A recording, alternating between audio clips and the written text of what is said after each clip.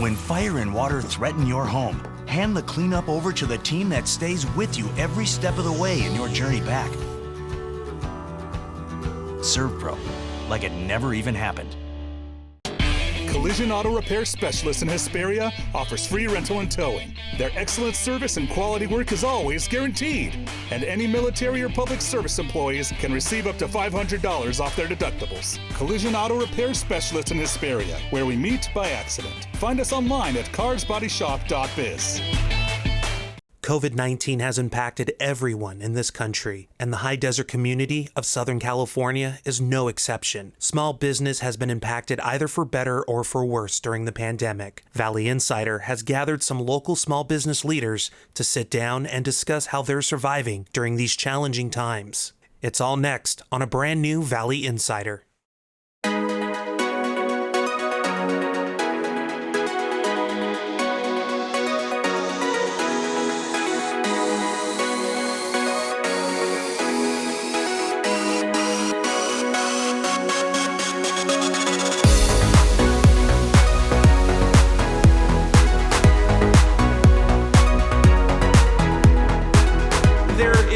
Surge in people that are buying cars, and you at Victorville Chevy, what are you seeing during the pandemic? Are you seeing more people buy cars? Yeah, we've seen a handful of trends. I would say the first trend we saw was that a lot of people that used to take public transportation like Uber, Lyft, maybe the bus, they've really pushed themselves to say, okay, I need my own private transportation, form of transportation. So we've seen a lot of people come in, first-time buyers or people that use public transportation to get their vehicles. What we've also seen is truck buyers in this market are really trying to ensure that they've got a good, reliable truck to complete all of their work. So we've seen a lot of truck buyers still coming in. Do you think that you have more truck buyers than people that are buying like fuel economy, like Chevy Cruze? Do you feel like people are buying more trucks than the ones that are better on gas? Oh, this high desert is definitely a truck market. We're having a lot of people still purchase vehicles. I would say the segment that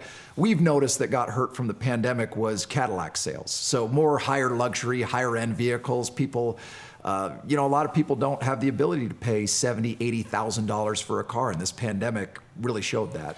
There was a joke when the first stimulus check came out that, let's go buy a car or something, but it looks like people are really doing that. What does that say in your mind about people in this area that are purchasing vehicles during a pandemic? I think it shows that there's a lot of people who commute to work and they really care about having a reliable form of transportation. So they are taking that stimulus money and making sure that they can get to and from work. You're a small business owner. So that being said, policy changes, like what have you guys had to do to be COVID compliant or to be more safe for customers or potential buyers that are coming to the lots? Yeah, for our own employees, it's been a lot of different changes. We've had to make sure to put up plexiglass everywhere in the dealership to make sure that there is that separation. We've also made sure to install 6-foot stickers in the places where they really need to be. Masks, of course. We've made sure to close down our break rooms, coffee machines, just any type of congregation points just to make sure the employees are safe.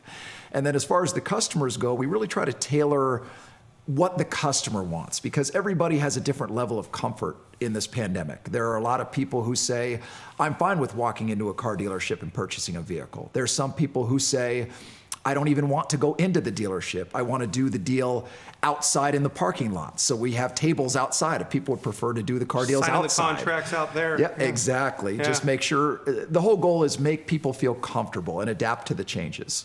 What would you like people in the high desert to know in regards to purchasing a vehicle during the pandemic? Maybe people haven't purchased a vehicle and maybe they've been contemplating it, especially with another stimulus check that's been sent out. So what are you wanting, I guess, potential customers, to know if going to a dealership, during the pandemic, like what is important for them to know, I guess? I would say what's important for them is to just be, when they come to the dealership, is to just make sure to feel comfortable coming to the dealership. Make sure to tell us what you're looking for. We're not here to pressure you to buy anything that you don't want to buy. If you're transparent and honest and say, this is what I'm looking for, we will do our best to fit your needs. And then the second piece of that, what I would say, what really helps us at the automotive dealership level is supporting your local businesses. There are a lot of business owners who need vehicles, who buy vehicles. So I'd say really try to focus on giving back to the small business owners right now, because that in turn turns around and helps us sell cars. Jacob, I want to thank you for your time today. Really appreciate it. Yeah, thank you so much, Andrew. When fire and water threaten your community, hand the cleanup over to the team that stays with you every step of the way in your journey back. ServPro, like it never even happened. We wanted to know what COVID looks like to a small business that provides insurance for other small businesses. After all, it's kind of important to carry insurance as a small business with a license. We chatted with Ryan McEachron of ISU Insurance Services in Victorville to get more insight. Every business needs various types of insurance: general liability, workers' comp. Sometimes they have commercial property insurance. A lot of businesses have business auto insurance that we do for them. Some businesses need professional liability if they're, a doctor or an accountant or something in a professional setting. So we provide them with professional liability as well. So anything that a small business or medium-sized or even a large business might need from an insurance standpoint, our firm does. Okay. Now, I was looking online, and Yelp. Everyone loves Yelp.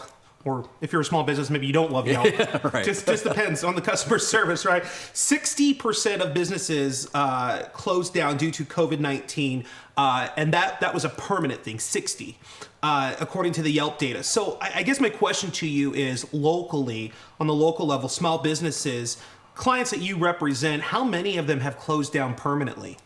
There hasn't really been a whole lot, maybe a handful that I can point to that have closed down and said it was because of COVID. But we saw a lot of businesses thrive in 2020. Really? Yeah, there was some that even expanded and invested more into their own business. And so, there's a little bit of a mixed bag there, because I know the high desert doesn't, represent the entire nation. And in certain parts, you did have a lot of businesses close. But at least from our clientele, there were only about a handful that actually did close down in 2020. And sometimes it was because of COVID, sometimes it was because of other things. So it just wasn't all because of COVID. When you say that some of the businesses did really well in COVID, would any of those be in the food industry, like sit-down restaurants or even fast food restaurants that you guys represent? The restaurants got hit hard. Let's just admit it. I mean, if you can't go into a restaurant, you can't sit down and eat. Those restaurants are definitely hurting, and they continue to hurt.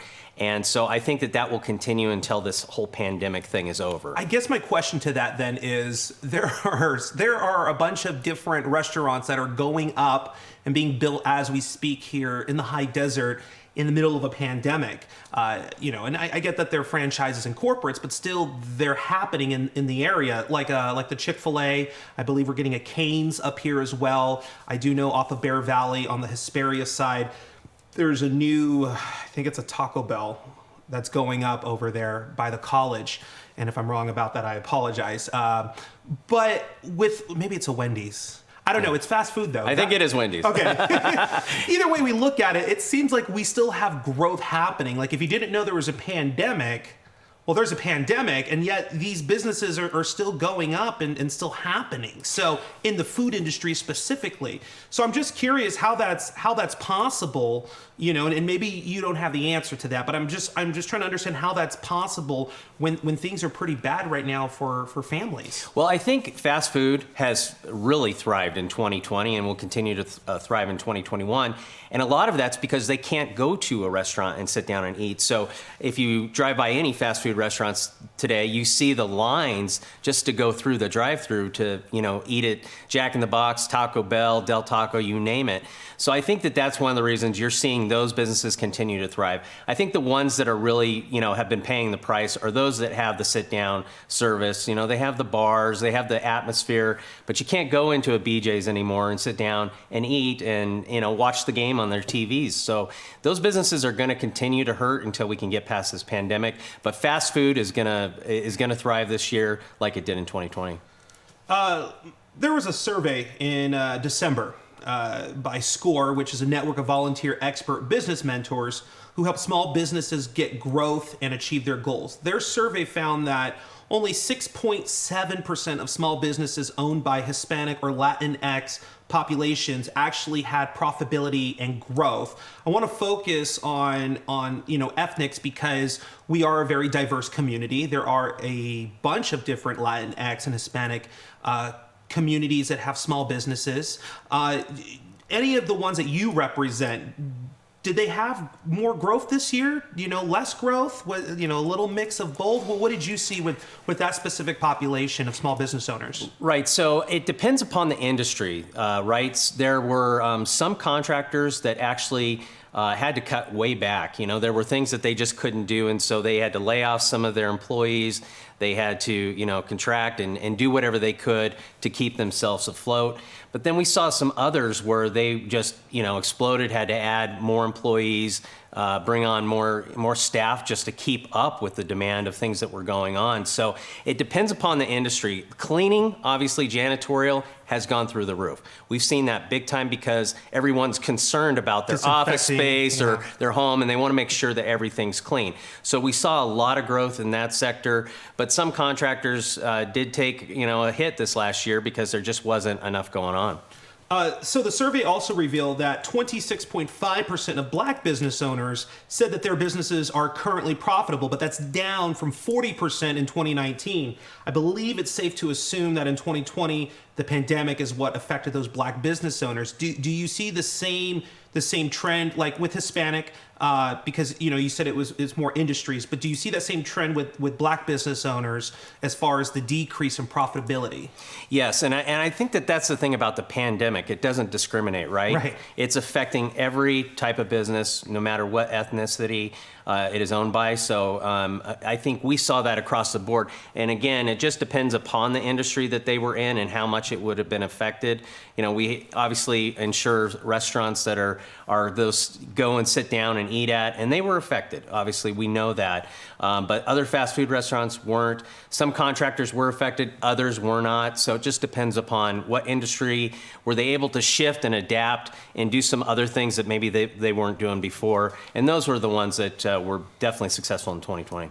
Did you guys have to, as an insurance company, change some tactics or change some things for your small businesses or adapt to certain things to help accommodate your small businesses that you represent? Yeah, so on workers' comp, they have to report payroll, right? And they pay premium based upon that. So there were a lot of adjustments to payroll for projected premiums that they might have to pay. We had to make some adjustments to those policies midterm. When you say adjustments, you mean like cheaper or less? Reducing the payroll so their premium wouldn't be as high. We saw a lot of that go on over this last year. We saw contractors that didn't have the staff, and because of that, they didn't need all the vehicles that they had on their policy. So we saw them, remove those vehicles and put them on non-operational with the DMV. So there was a lot of that type of stuff, adjustments that were made to help them through the pandemic that we had to do as a firm. Some organizations, some restaurants, they have had to take extremes and do loans to become COVID compliant, creating outdoor seating. I do know of one account in LA where the lady, forked over $80,000 or did a loan of $80,000 so she could be COVID compliant outdoors. Is there anything that you guys do with insurance for small businesses when a restaurant is trying to convert to the parking lot to create, seating? Not us specifically, but some of our insurance companies did provide resources and actual funds to help some of our small businesses become COVID compliant, help them buy the PPE that they would need. How come you guys didn't? Well, it just wasn't something that we had the ability to do, like make loans like that. But what we saw our insurance companies do was more of a grant. It was just they were giving them money. Specifically State Fund, who does a lot of workers' comp for our clients, was giving out money to help those businesses become COVID compliant and purchase whatever they needed to protect their employees. Now that we're in 2021, it looks like, it did look like this summer this will start kind of going away, but it seems like the pandemic may actually be here a little longer than that because of the variant that's starting to become more prominent in the country than the original coronavirus. So I guess my question to you then is, going forward in 2021, where do you currently see businesses having a struggle on the insurance side of things? And then going forward for the rest of the year, what do you anticipate will happen as far as insurance companies and small businesses? You know, in the insurance industry, we always have to make projections on what we're going to be doing over the next year as our policies come up for renewal. So determining and making predictions on revenue, on payroll, how many employees you might have. I think until we get past this pandemic, that's going to be the biggest struggle for any business, whether they be small, medium, or large, because they're trying to figure out, you know, when am I going to get back to a normal atmosphere, in the economy? In your opinion, are we going to get back to normal, or are we going to have a new version of what normal is when the pandemic's done? I think we'll have a new version of what the new normal is. I do believe we'll get back to a point where we can all go and sit down in restaurants and eat again. But I think this is always going to be a top of mind for a lot of us for years to come. And we got to be cognizant of the fact that there could be another virus coming at some point. So we got to all, take the precautions necessary to make sure we're protecting ourselves, protecting our employees. But I think, that's going to be the hardest thing is for when I talk to business owners and I need them to give me projections of revenue or payroll or number of employees. That's going to be the hardest thing for them to do this year, because until we get out of this, they don't know. I guess the closest that we could compare this to on the insurance side of small business is the recession in 2008. I do know that the high desert was one of the last places to get hit, so maybe it wasn't felt by small businesses in 2008. Maybe it was more 2009, 2010. But do you kind of see certain events on the in small business lining up to possibly send them in that same direction as what happened in 2008 with the recession? I don't. And I think I look at the housing industry as a prime example of what has survived and even done well through this pandemic. But in 2008, 2009, the housing industry came to a complete halt. I mean, they weren't building any homes up here. A lot of builders left. A lot of builders went out of business. And as a result of that, you saw smaller subcontractors go out of business. You saw a lot of other small businesses close up shop.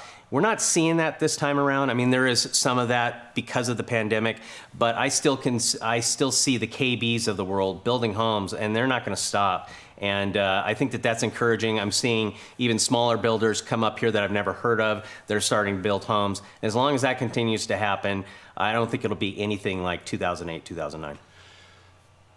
You were on the city council in Victorville right at that time, and you guys had to make a bunch of hard decisions with cuts, job cuts, because we were in the middle of recession and decisions had to be made. I guess looking on the news and reading various reports and seeing statistics, it seems like a lot of people that, pay more in the Inland Empire or pay more to live and do business in LA are starting to migrate more this way. And, there's a very good probability that there may be a boom in the population, even more so as people are leaving more of the urban areas to come up here because it is cheaper. Do you foresee that happening? Do you foresee more of a small business growth or boom because of what's happening with the pandemic in relation to more urbanized areas here in Southern California? Yeah, well, we've always had that attractive thing where, we've got the cost of land, the cost of living up here is a lot less. People can get into a home up here where maybe down in the LA or Orange County area, they wouldn't be able to afford one. So I think we'll still see that happen and continue where people will move up here. And that's going to drive business because as we get more people up here, more and more businesses are going to have to service those people that are moving here. So I do see business growth over the next decade because of population growth. That's just natural. And I think you're even seeing, like we've talked about a little bit earlier, even with some of the new restaurants that are opening up, that's a result of the growth that we've had here in the past and what they're looking at for the future. So yeah, I do see that happening over the next decade. Collision Auto Repair Specialist in Hesperia offers free rental and towing. Their excellent service and quality work is always guaranteed. And any military or public service employees can receive up to $500 off their deductibles. Collision Auto Repair Specialist in Hesperia, where we meet by accident. Find us online at carsbodyshop.biz. One of the most hardest impacted businesses, especially in California, are gyms. I know from personal experience, I canceled my membership because who wants to pay for a place that's closed? We spoke to Brian, the general manager of Anytime Fitness in Victorville, to get a look at the damages his business is experiencing in the pandemic. You're the general manager of a gym, Anytime Fitness here in the high desert, and things aren't really going good for gyms right now across the country, especially here in California. You guys have been shut down since March? Yes, March of 2020. Okay. And you guys opened up like for a hot minute in July. The curve flattened a bit in our county in July, so they allowed us to reopen, and then it spiked right back up, and we got shut down. Let me ask you, when you guys reopened, like what was going through your mind? Hey, it's getting better. This is it. We're not going to have to worry about anything. We were cautiously optimistic. So within days of us opening, we were so busy, I don't think we were paying attention to everything that was going on. But pretty quickly, we saw that LA started spiking again, and gyms in LA started shutting down, and we knew it was a matter of time. So Anytime Fitness has 4,500 gyms across 50 countries. How many of those are actually here in California? Several hundred. I think it's 300 or 400. Which is a huge percentage of the organization. And like, you guys are franchised, but like, is headquarters doing anything to help you guys out here in California? We got a reduction in our franchise fees. We pay monthly franchise to Anytime Fitness. We got a reduction in that. It was significant in the beginning. It's slowly gone back up to where it was before we were shut down. I noticed that looking online at some of the startling statistics with gyms, like the future of having a gym membership here in the country, it's pretty scary. 60% of Americans plan to cancel their gym membership, according to Freeletics, after this is all over and done with. Does that concern you at all? Do those national numbers concern you on more of a local level, that you guys are going to have a major drop in memberships after this is all gone away? So our facility specifically, it's a concern, but it's not as great a concern as other ones. We've always been smaller. We have a higher price point, but we've always been dedicated to cleanliness there and that sort of thing for our members. And when we reopened in July, we actually had a spike of memberships.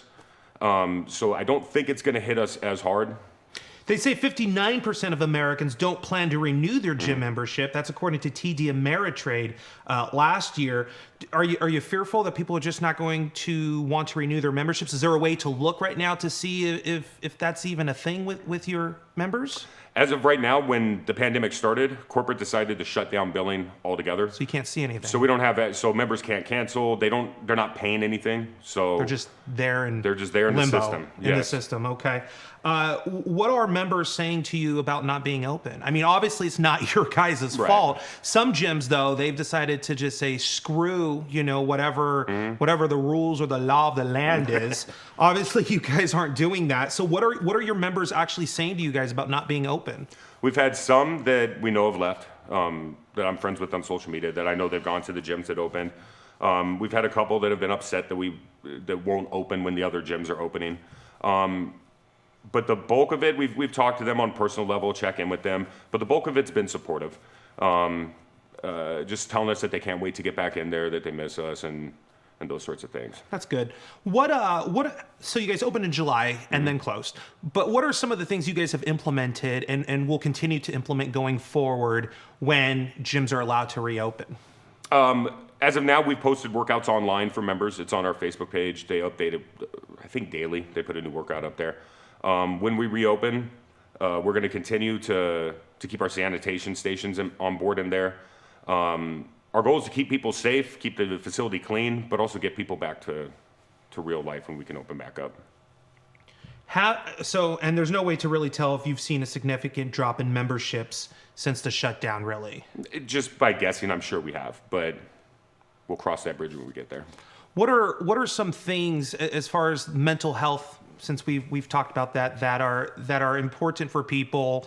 Maybe they're not members of your gym, maybe they're not a part of a gym, that they can do in their own time, their own free time to stay safe, as well as continue to take care of themselves, since they're not able to do that at Anytime Fitness. Get outside and move, whether it's a jog, walk, just get in the sun. I think that's number one. And number two is just to watch the diet. Don't let that completely fall apart. That's hard for people even when they're going to a gym. But when you don't have the opportunity to go to a gym, I think diet becomes key. Stretching, just doing things on your own time to better your mental health and your physical health, I think is important right now. Did you ever think that something like this would ever happen? No. I mean, you watch movies and you see things like that, but I never anticipated a shutdown like this. Now that it's happened, what do you, I mean, anything could happen, right? After this happens, you know, like who knows what would happen next after this pandemic is over? It makes me realize that the industry, the traditional gym industry, brick and mortar, is a lot more fragile than I ever thought it was. I've watched it grow. I never anticipated it falling back down. I noticed that one of the statistics that we found was that about 83% of trainers say that they're going to work primarily online after the pandemic, according to the Personal Trainer Development Center. Those are huge numbers to think that a trainer who probably does yoga in your studios or like combat training or some of the different types of classes that you guys offer, a good chunk of them will just online now. And I think that it's a new lane that's opened up. It's a new technology that I think that trainers were dipping their toes into that before this happened. And they were pushed into the pool, basically. And I think that they've become really good about doing it online. There will always be a lane for trainers in person. There will always be a lane for trainers in group settings. But definitely, I think that trainers as a whole have become a bit more entrepreneurial and gone online and started doing their own thing. Is there anything else about Anytime Fitness or anything local with health and working out in general you'd like the community to know? I want them to know that every gym is different. They're all making their own decisions on how they're handling this. We have seen that, yes. Some are a bit more outspoken than others. We chose to take the path to follow the orders, to try to remain as safe as we could. But each gym is making their own decision, and I just encourage people not to give up on fitness and to continue, find whatever lane they can get in fitness to make sure they stay healthy. Today's show is sponsored by Serve Pro of Hesperia and Apple Valley, like it never even happened. And by Collision Auto Repair Specialist in Hesperia, where we meet by accident. Valley Insider Podcast is hosted by Andrew Caravella. Directed by Tom Bradshaw. Executive producer Tim Harris. Producer Andrew Caravella. Camera operator Lamont Turner. Creative consultant Stella Montoya. Edited by Fastlane Media. Recorded at KVVB-TV studios in Victorville, California. Make sure to subscribe on Spotify, iHeartRadio, Google, or Apple Podcasts. I'm Shane Churchill. We'll see you next time on Valley Insider.